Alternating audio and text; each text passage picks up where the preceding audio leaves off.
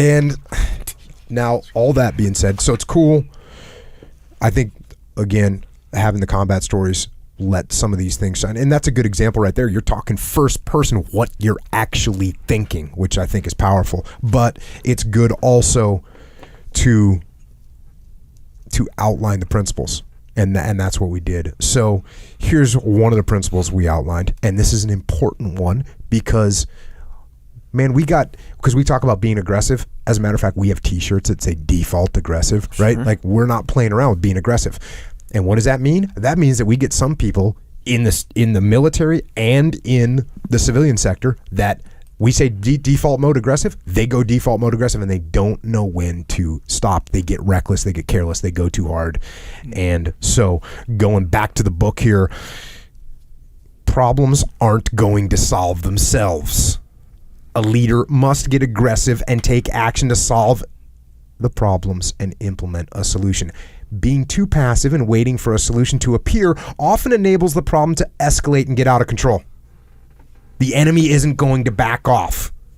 The leader must get aggressive and put the enemy in check. The good deal isn't going to deliver itself to a company. The leader has to go out and make a good deal happen.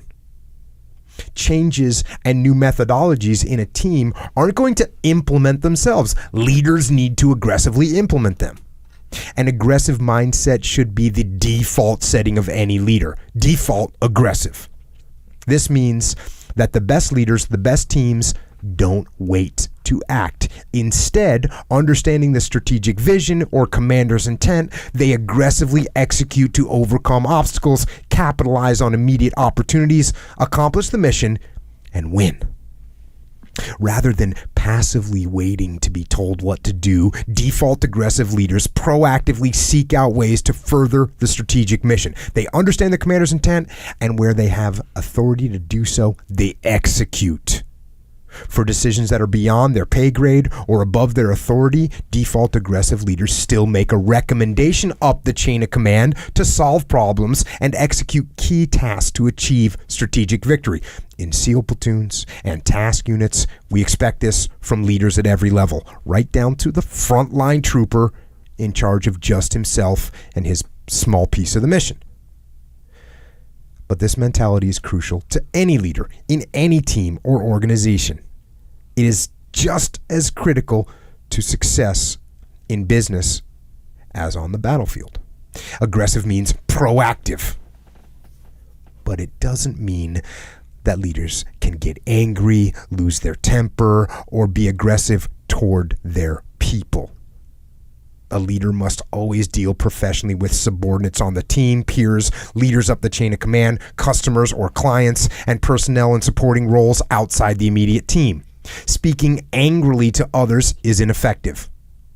Losing your temper is a sign of weakness. The aggression that wins on the battlefield, in business, or in life is directed not toward people, but toward solving problems, achieving goals, and accomplishing the mission. It is also critical to balance aggression with careful thought and analysis to make sure that risks have been assessed and mitigated.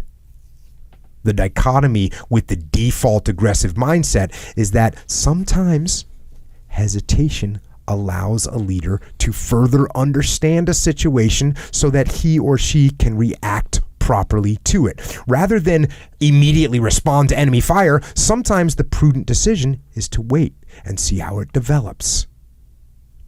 Is it a simple reconnaissance by fire? Is it a feint by the enemy meant to distract from the real attack? Is the enemy simply trying to lure you into a confined area where they have a superior force waiting to ambush? A careful moment of consideration might reveal the enemy's true intentions. To be overly aggressive without critical thinking is to be reckless. That can lead the team into a disaster and put the greater mission in peril. To disregard prudent counsel when someone with experience urges caution, to dismiss significant threats, or to fail to plan for likely contingencies is foolhardy. It is bad leadership. A chief contributing factor to recklessness comes from what military historians have long referred to as the disease of victory. victory. This disease takes place when a few battlefield successes produce an overconfidence in a team's own tactical prowess while underestimating the capabilities of its enemy or competitor. This is a problem not just for combat leaders, but for leaders and teams anywhere in any arena throughout the business world and the civilian sector. It is a leader's duty to fight against this disease so that the team, despite its success, never gets complacent.